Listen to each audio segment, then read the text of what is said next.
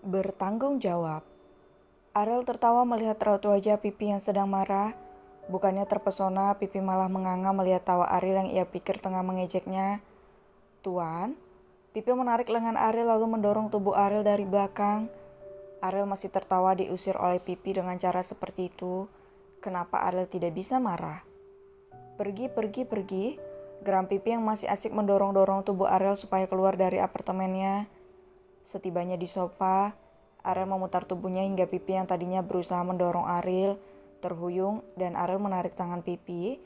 Alhasil Pipi tidak tersungkur, hanya terduduk saja di sofanya. Pipi mengerjapkan matanya menatap datar ke depan. Hal itu membuat Ariel terkekeh mengusap kepala Pipi dan mengacaknya gemas. "Pakai bajumu," kata Ariel melirik paha Pipi yang semakin terekspos. Pipi mengabaikannya karena ia tahu Ariel tidak akan tertarik padanya. Sungguh ia tidak merasa seksi hingga bisa membuat Ariel meliriknya. Ariel mendorong tubuh Pipi hingga terlentang dan Ariel tentu menindihnya, lalu menatap wajah Pipi yang masih menatap datar padanya. "Kau dengar aku atau tidak?" tanya Ariel. Pipi yang tadinya datar berubah kesal. "Kenapa kau harus pakai baju? Ini rumahku, tempat tinggalku, milikku. Mau aku pakai baju atau tidak di sini bukan urusan Anda. Saya hanya minta Anda keluar." Ariel menyeringai, "Aku tidak keberatan kau tidak memakai baju." Pipi membelalak saat tangan Ariel meraba pahanya dengan cepat. Pipi menepis tangan Ariel. "Jangan menggangguku, Tuan. Aku tahu Anda tidak tertarik padaku. Tubuhku tidak sebagus model papan atas, jadi aku tidak akan menuruti perintah Anda," kesal Pipi. "Aku tetap laki-laki," kata Ariel dengan serius. Pipi menatap Ariel. "Kenapa Anda melakukan ini, Tuan? Apa aku punya kesalahan pada Anda? Kenapa Anda mempermainkanku? Apa menarik mempermainkan gadis jelata sepertiku?" Ariel menautkan kedua alisnya. "Apa karena aku tidak sengaja memeluk Anda saat itu? Aku minta maaf, Tuan, aku tidak sengaja waktu itu. Aku bukan sengaja melakukannya. Berhentilah mempermainkanku, Tuan. Aku minta maaf karena saat itu aku benar-benar tidak sengaja melakukannya," Pipi berkata dengan berkaca-kaca. "Aku tidak bermain denganmu," kata Ariel dengan serius mengusap mata Pipi yang terpejam mengeluarkan air matanya. Pipi membuka matanya. "Lalu kenapa Anda menggangguku?" "Menurutmu?" tanya Ariel balik. "Karena balas dendam," jawab Pipi, memalingkan mukanya. Ariel memejamkan matanya. "Aku tidak sejahat itu." "Lalu apa? Kalau bukan dendam apa?" tanya Pipi membentak. Pipi membelalak saat Ariel menciumnya. Pipi berusaha memberontak tapi tangannya dikunci oleh Ariel hingga kekuatan Pipi melemah sampai ia tak lagi melawan. Di tempat lain, Sila tersentak kaget saat ada lengan kekar memeluknya dari belakangnya. "Om udah pulang?" tanya Sila mengelus lengan Farel. "Maaf sayang, aku harus mengatasi perusahaan yang harus bisa menerima 2 presiden Fox Group," bisik Farel. "Apa artinya Pak Ariel tidak perlu lagi meneri tanda tangan Om?" tanya Sila. Jawab Farel menyunggingkan senyum tipisnya. "Apa mereka menerima Pak Ariel, Om?" tanya Sila. "Ya, mereka menerimanya," jawab Farel. Sila tersenyum manis. "Baguslah. Apa Om mau mendirikan perusahaan baru?" tanya Sila penasaran. Aku ingin buka produk kecantikan khusus Mrs. Paramastri," jawab Farel.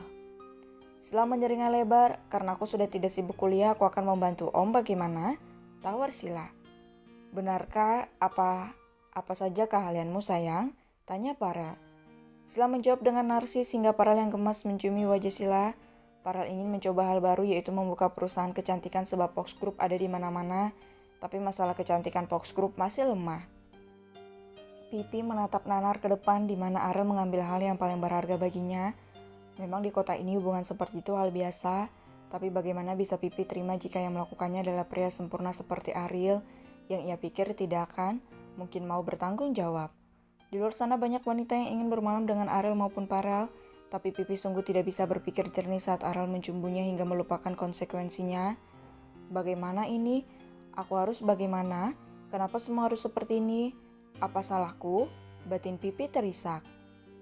Ariel terbangun tapi matanya masih terpejam. Ia mengeratkan pelukannya di tubuh Pipi. Aku akan bertanggung jawab, percayalah. Aku berjanji atas nama momiku, bisik Ariel yang tahu pikiran Pipi.